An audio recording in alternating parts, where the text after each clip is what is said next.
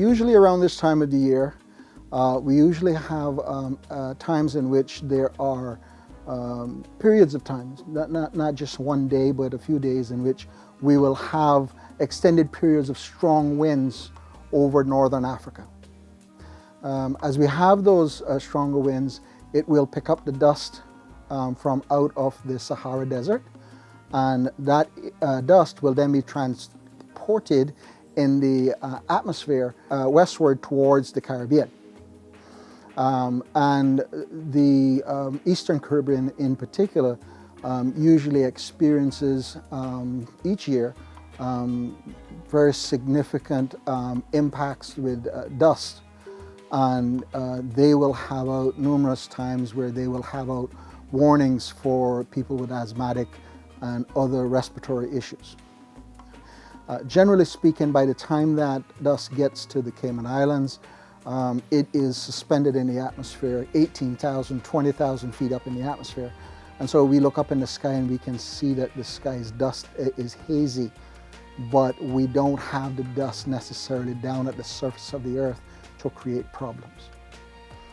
The current system or the current plume that's coming across the Caribbean is somewhat of an exception.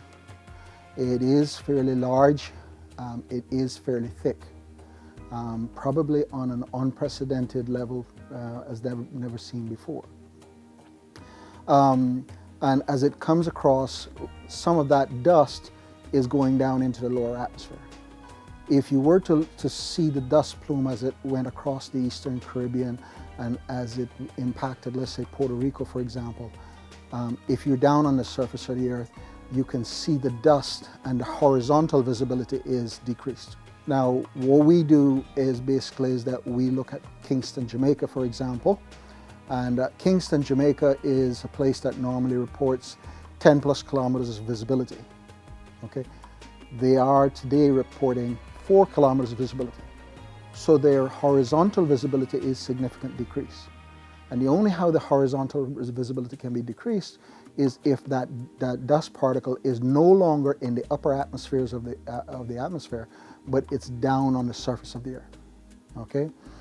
In terms of what we're going to experience, we are expecting a gradual increase of the dust and haze coming into the Cayman area this evening and tonight.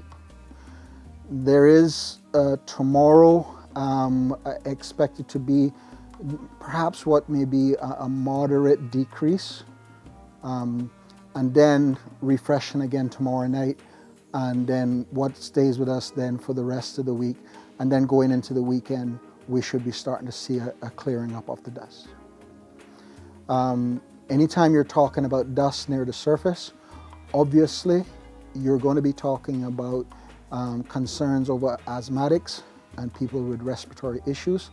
And for those individuals, the recommendation is either going to be you either wear a mask while you're outside or try to stay inside as best you can.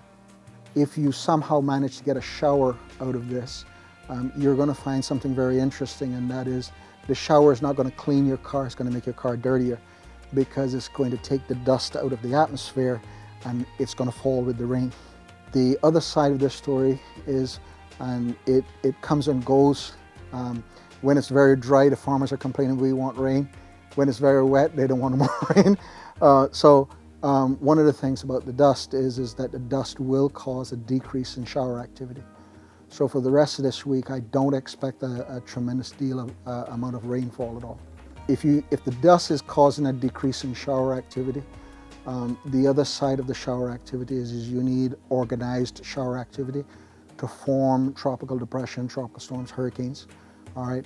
And since the showers aren't going to be too prevalent, then it will put a cap on the air of shower, on the possibility of hurricanes. It should be noted this, and that is the dust plume that is coming here, it's not over just over Cayman or just over Jamaica.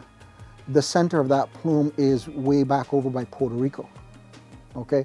So it is covering a very large area. And anywhere in that area, you will have a decreased shower activity, decreased possibility to form in any tropical systems. So there are some pluses with having a dust plume.